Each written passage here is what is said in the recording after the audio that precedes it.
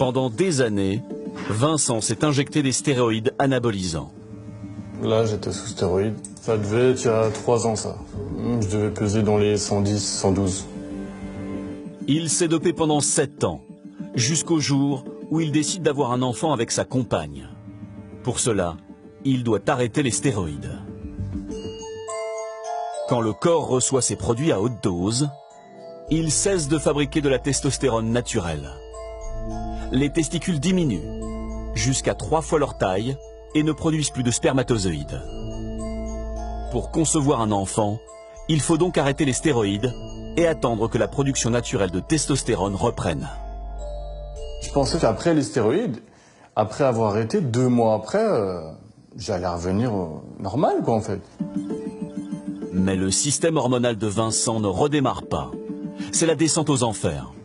On est en dépression, quand on a une testostérone basse, on peut pas lutter, quoi. J'ai arrêté de travailler, j'avais plus de force, quoi. Moi, je suis resté vraiment, on va dire, 6 mois avec un désintérêt pour le sexe, quoi. Impossible, j'y pensais jamais. Quand j'essayais de le faire, ça marchait pas, je devenais fou, quoi.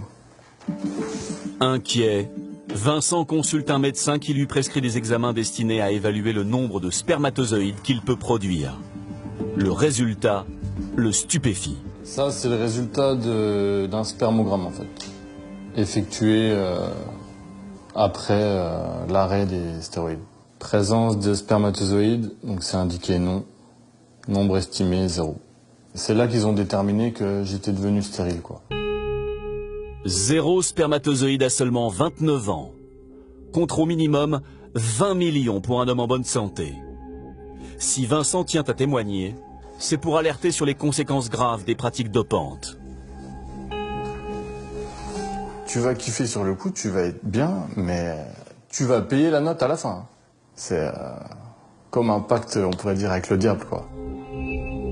Depuis cette interview, 1 an après l'arrêt des stéroïdes, Vincent a effectué un nouvel examen plus encourageant. Et il y a quelques jours, il a appris que sa compagne était enceinte.